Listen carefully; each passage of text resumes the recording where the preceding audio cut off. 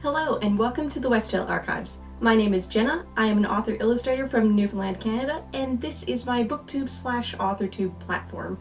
You may also know me from my art channel, Jenna Gets Creative. I've been there for about 2 years now, and today we are going to do the TSS Book Tag Authortube version. Last week I did do the BookTube version. Both of these are made by Kiley Keely. I will have their channel linked down below, go check it out. And before we start, just kind of acknowledging that yes, I am standing. You can see more of my bookshelf, and I don't know if I'm centered in frame because I'm using a different bracket to hold the phone. And yeah, okay. So this is based on The Savior's Sister by Jenna Moreci. It is Jenna Moreci's third novel. It is coming out this September 29th. It is the second book / the companion book in the Savior's series. The first book was The Savior's Champion, this is The Savior's Sister. TSS, that's what we're doing. Also, mini disclaimer for the 0.5 of you who were reading my little text on screen self-edit comments in my TCT review. Yes, my merch shirt from TCT did actually arrive the day after I recorded that and wished I had it. I know I said I would wear it the next time I was recording, and this would be the next time I'm recording, but I am recording a video specifically for another author I'm working with. Didn't really feel appropriate. I will wear the TCT shirt next time I am filming either a TCT video or a very general video. Let's get back to it. Alright, so Kiley Keely created two versions of the book tag. The first version, which I did last week, was the BookTube version of the tag. There were 29 questions. You pick at least 10 of them at random. They're all based on characters, plot points, settings, all that kind of stuff. And we had to pick books that suited it, or characters that suited it, or tropes we like, that kind of thing. This is the second version, the Authortube version, where we have 29 more questions. We have to answer at least 10 of them at random. And this time we are talking about our own books, either published books or works in progress. I am not yet published, with the exception of some poetry from high school. I have talked about that both in my Authortube newbie video and on my blog, so you can find it if you want to. I have written down all 29 questions. They are in this mug. They are on folded pieces of paper. It looks like less than last time because I folded them smaller, but I promise they're in here. I'm going to pull 10 of them at random, and we're going to talk about them based on my works in progress. So before I get started, my works in progress. I have 2 adult-length novels that I am actively working on. One of them is science fiction, one of them is urban fantasy. So those are mostly what I'm going to be answering based on. I do have some other science fiction and fantasy adult level, new adult level concepts that I started on when I was a teenager that I could draw from, because honestly I might actually dig those up and write them again at some point. But also I do have some children's stories in the works, so I might also answer from those. First question. Also, disclaimer, I abbreviated the questions, so all 29 questions will be down below in the description. You're not going to hear me say them word for word for the most part. This one I only wrote down 2 words. Target audience. So, what is your target audience? I kind of just answered that, didn't I? So I have 2 adult-length novels in the works, and I have some children's stories in the works. The children's stories are meant to be like, you know, the picture book age, before middle grade, the preschoolers and the, you know, kindergarten, grade 1, grade 2, that kind of age. And they're all going to be Canadiana and Newfoundland topics, so specifically those kind of kids and touristy kids. The full-length novels, those are for adults. New adults. Next question. Turn it the right way. Delphi, who is your main character's bestie? Okay, so in the fantasy book, which is probably going to be the one I'll talk about most because those characters are the most fleshed out at this point. My main character, I've recently renamed her Saoirse. She was Kiva, but I realized after I named her Kiva and anglicized the spelling that it was very close to my science fiction character Klika. not supposed to be. They're not the same world or anything, but like, you know. So I renamed her Saoirse and anglicized it again the same way. So her best friend is Sorlain. They are roommates. They've been best friends since like high school. They are young adults now. And yeah, their friendship does play a very important part in the book and in the plot itself. Question number 3. Magic. Does your book feature any sort of magic system or superpowers? So the fantasy book, yes.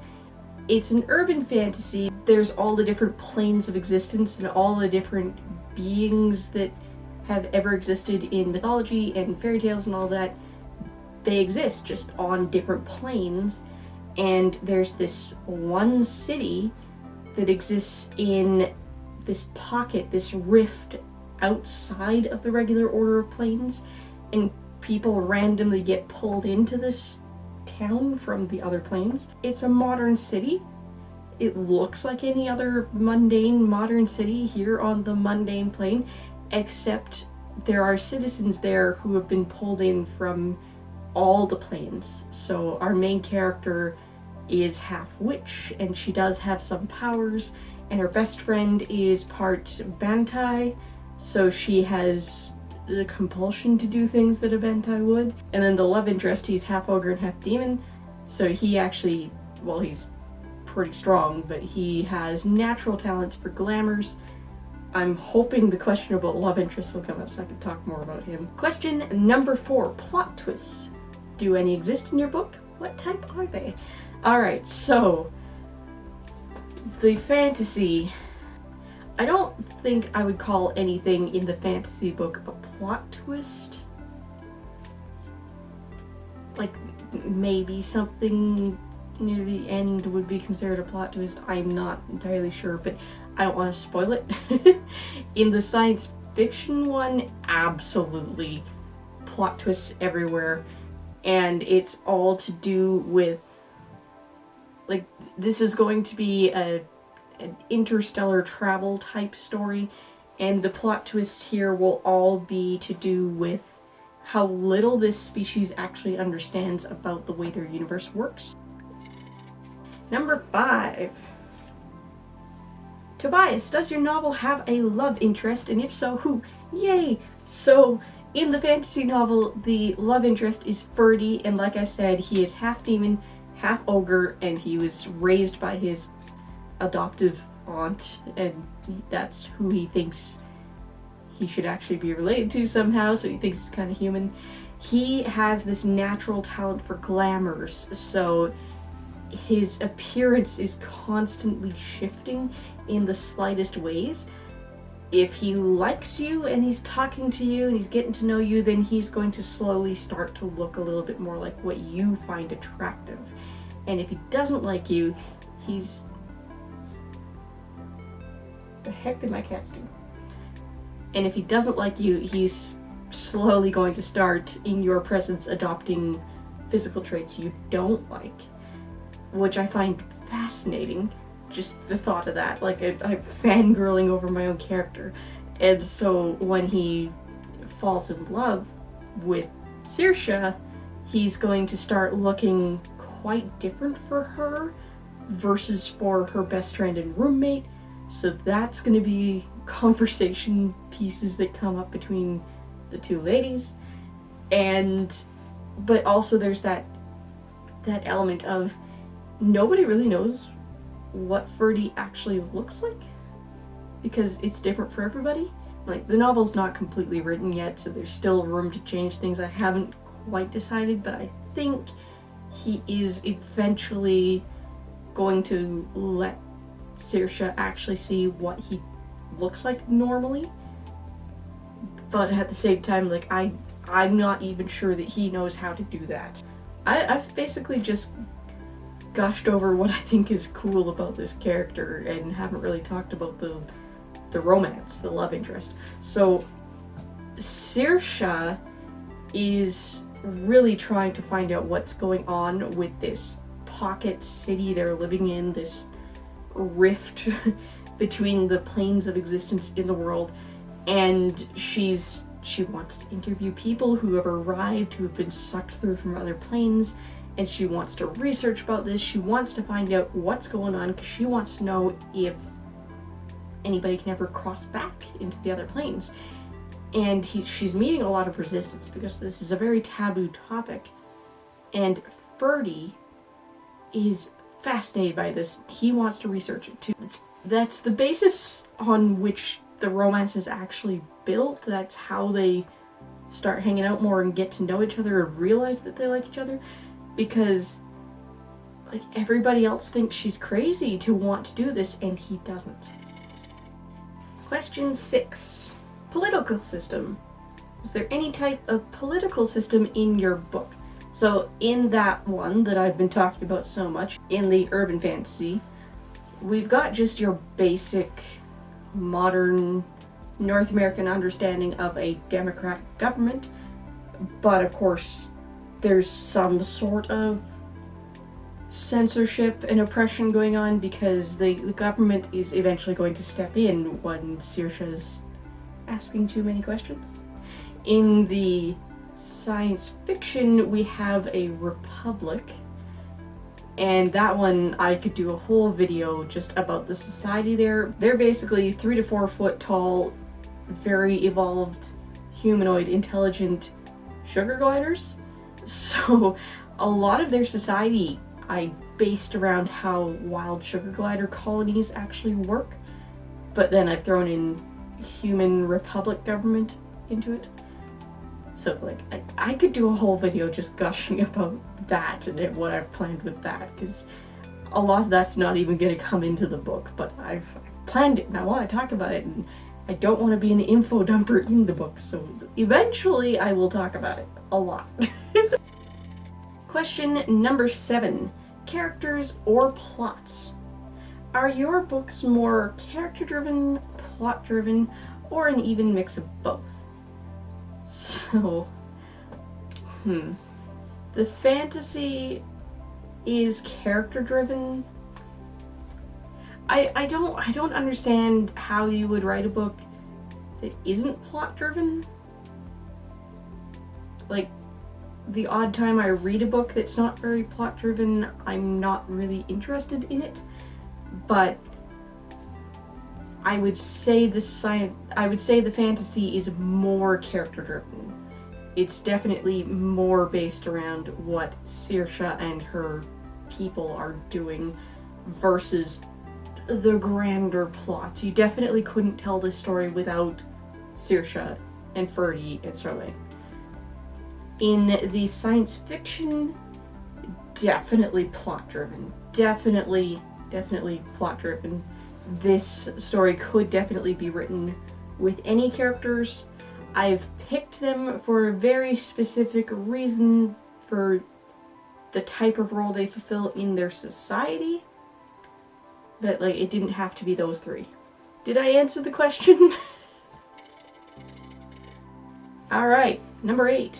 Publishing route. Do you plan to traditional publish or self-publish? And what made you make this decision? So, for the children's books, I definitely do want to traditionally publish if I can. Since they're going to be Newfoundland stories, it shouldn't be too difficult to get in with a local press. And from there, they would easily go into all the tourist gift shops. If I wasn't able to, I would self-publish and hire a PR person, a distributor type person within the province, just to get them out into the tourist traps. For the adult full-length novels, I haven't decided yet. I'm honestly leaning towards self-published because you have so much more control over it, and that just really seems to be where a lot of the industry is headed. And I'm doing a lot of work with self-published authors, so I'm getting a lot of exposure to it, which is great. But like, every author still has that dream of, getting that acceptance, that request for the full manuscript, and that like, here's your contract, here's your deal, do you want this deal, from the agent and the publisher. So like, I'll probably query. I don't know how long I'll query. I don't know how much I'll hold out for that. I will probably end up self-publishing, but I'm probably going to query just to say I did. Question number 9. Death. Does anyone die in your books? In the children's books, definitely no. In the fantasy, no. In the sci-fi, yes. But I'm not going to tell you who. What comes to mind first, though, is my just general drama book that will never ever be published because it's a trio of self-inserts. But yes, at least one of them is slated to die if I ever finish that narrative. It's one of those like self-indulgent, self-editing editor's track dreams where I just keep going back and redoing the same sections over and over and over again, and I know how it's supposed to end. I don't know if it'll ever get there. Doesn't matter, because I'll never publish it. But yes, one of them will die for sure. Maybe 2 of them. I swear it's not a sign that I'm suicidal or anything. I know I said they're self-inserts, but like it's where the plot has to go to screw up the other characters. That I sound so sadistic. Let's move on. Alright, last question. Question number 10. Layla, who is the main character of your novels? Okay, so in the fantasy, main character is Saoirse. She is half witch, 1/4 human, and 1/4 elf. And that means she does have some natural magical abilities. Her mom is a professional spellcast working at the university, really wants Saoirse to go on and get a graduate degree and teach at the university with her. Saoirse wants nothing to do with that. Saoirse's father is the elf-human hybrid. He's like off on the outskirts, living by the forest, tending to a herd of unicorns. And she loves him dearly, but she thinks that's just a little too elfish for her too. It's a little too off in the woods. So she's working in the personnel office at a big box store and not really satisfied with life, and her coworkers are saying like, you know, maybe your mom's got a point, maybe you do need to go back to school.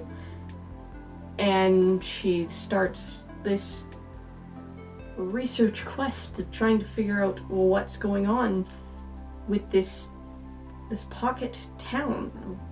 It's called Cavitown because cavern, cavity, Cavitown. Actually, I pronounce it Caviton.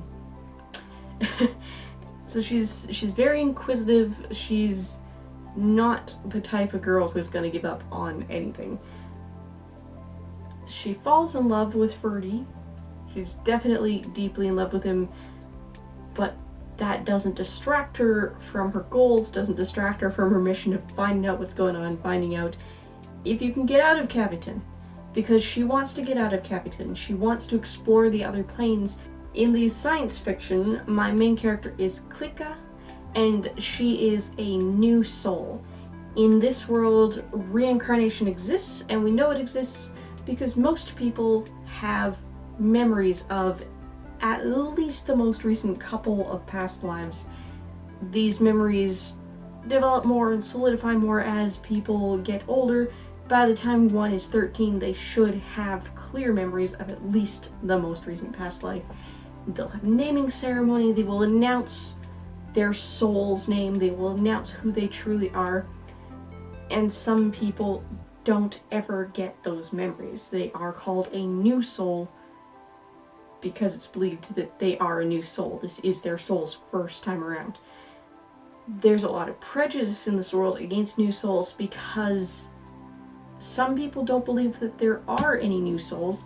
Some people believe that new souls are old souls who are trying to escape whatever their soul did in a past life. Because if you've got a society that's based on reincarnation, then capital punishment and suicide and euthanasia, all of that makes sense. You would want to release the spirit to be reborn in perhaps a more compatible brain. Maybe it's the brain chemistry not matching up that's making them do these things. So a lot of people think that new souls are dishonest old souls. And she's actually a new soul. As far as anybody knows, she actually doesn't have any past memories. And it is her new soul status that has put her in the situation that she's in. We have a newly spacefaring society. They've intercepted some transmissions out there in space, and they want to send a crew off to explore it, to find out where is this signal coming from, who's sending it, maybe we can make first contact, that kind of thing. And they've selected a very skeleton crew, just 3 people, and they are all new souls. Because new souls are expendable. They don't know what's going to happen if you send souls so far away from the planet. Will the distance weaken the souls tied to the planet? Will it cause them to become lost souls? What happens if a soul dies so far away from the planet? So this society has decided, let's send the new souls with no history. They're not the valuable souls. So that's who Klika is. She's this very intelligent, expendable astronaut in this newly spacefaring society, and she's going off with 2 other new souls to find the source of this transmission. And yeah, there are definitely plot twists in that one, and it is definitely a very plot-driven story, as I've already mentioned. I don't want to say too much, I don't want to spoil it. Have I answered all the questions?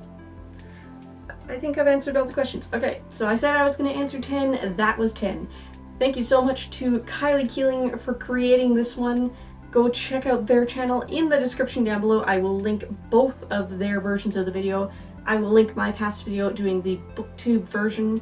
And definitely go check out The Savior Sister by Jenna Moresi. I will have all links for that down below as well.